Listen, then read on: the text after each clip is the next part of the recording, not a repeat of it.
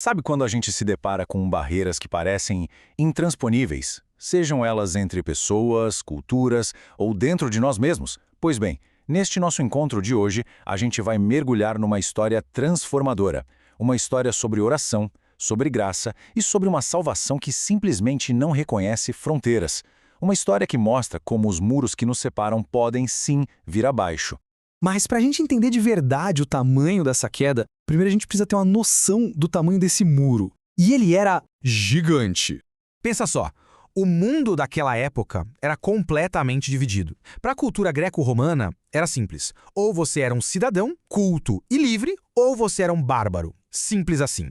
Já para os judeus, a divisão era ainda mais profunda. De um lado, o povo escolhido, o povo puro, e do outro, os gentios, que eram vistos como impuros. E olha, não era só uma ideia não, viu? Eram barreiras muito reais. As tradições proibiam que um judeu sequer entrasse na casa de um gentio. Por quê? Para não se contaminar. Aí fica claro, né? O maior obstáculo para a salvação se espalhar não era o mata, não era a distância. Era o preconceito, que morava bem no fundo do coração das pessoas.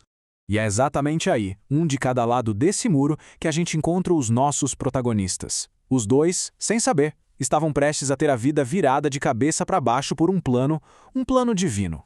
De um lado a gente tem Cornélio, um centurião romano. Pensa num cargo alto, um militar respeitadíssimo. Ele era um cara devoto, que orava o tempo todo e ajudava muitos pobres. A Bíblia chega a dizer que as orações dele subiram como um memorial a Deus. Ou seja, para todo mundo, ele era um homem exemplar. Mas, e esse mas é muito importante, ser esse poço de qualidades não era o suficiente. E aqui a gente chega no ponto nevrálgico da questão. Apesar de toda a moralidade, disciplina e caridade dele, a realidade de Cornélio era incompleta. Ele ainda precisava ser salvo. O que isso ensina pra gente? Algo fundamental. As boas obras, por mais incríveis que sejam, elas preparam o coração, mas elas não substituem o Salvador. A salvação, gente, vem pela fé e não pelo nosso mérito. Enquanto isso, lá do outro lado do muro, o apóstolo Pedro está orando e tem uma visão. Uma visão daquelas de parar o coração. Um lençol enorme desce do céu, cheio de todo tipo de animal que a lei judaica considerava impuro. Aí uma voz manda: Pedro, mate e coma. Ele, chocado, recusa na hora. Mas a visão acontece de novo. E de novo. 3 vezes, até quebrar a resistência dele. E aí vem a ordem soberana. Não chame de impuro aquilo que Deus purificou. Naquele instante, as caixinhas humanas de puro e impuro foram abolidas. Para quê? Para dar lugar a uma graça que não se mede. Uma graça para todas as pessoas. E olha que interessante, o lugar onde Pedro teve essa visão não foi um mero acaso.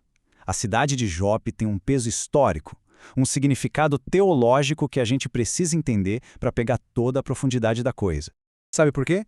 Porque séculos antes, foi exatamente de Jope que o profeta Jonas fugiu para desobedecer à ordem de pregar aos gentios de Nínive.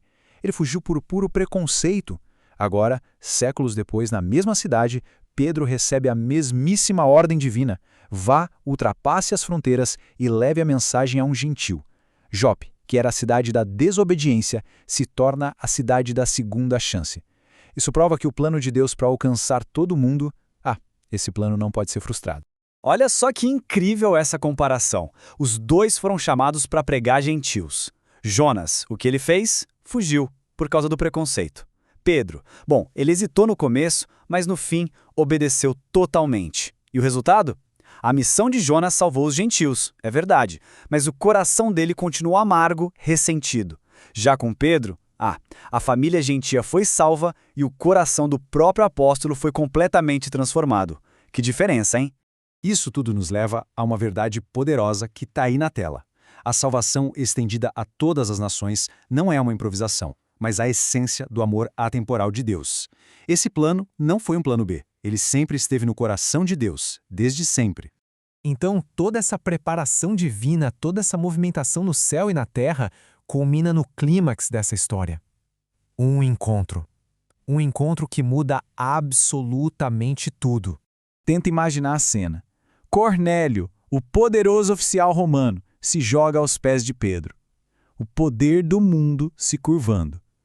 Mas Pedro, com a humildade que vem de Cristo, levanta ele na mesma hora e diz: levanta, eu sou um homem como você. Nesse gesto, gente, todas as nossas categorias humanas, todos os nossos rótulos são abandonados.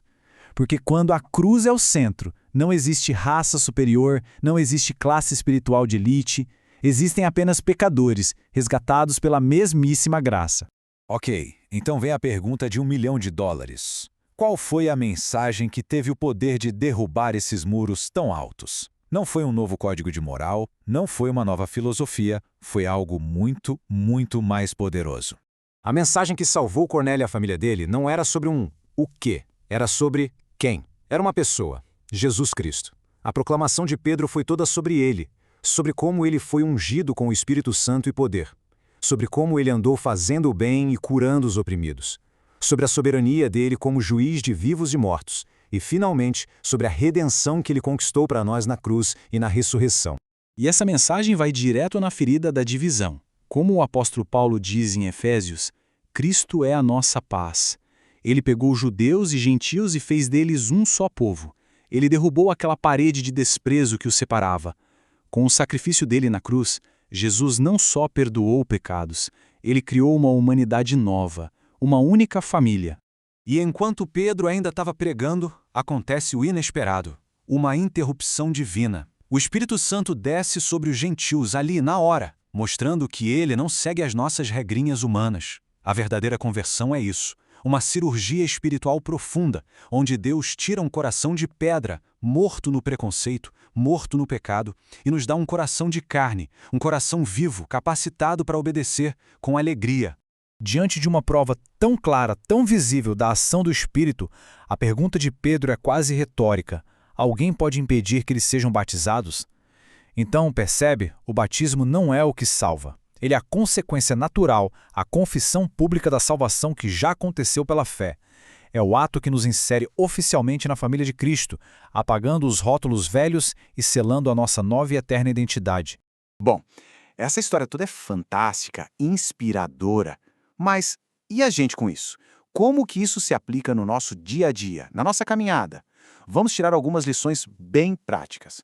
A jornada de Cornélio nos mostra um padrão de como a graça de Deus nos alcança. É quase um passo a passo, sabe? Tudo começa com a preparação soberana de Deus que trabalha no nosso coração. Isso nos leva à submissão, à obediência. E essa submissão abre a porta para a apresentação clara do Evangelho. Aí vem a operação do Espírito que nos convence. Daí a gente parte para a confissão pública, como o batismo. E, finalmente, essa jornada nos leva para a comunhão fortalecedora, junto com a igreja local.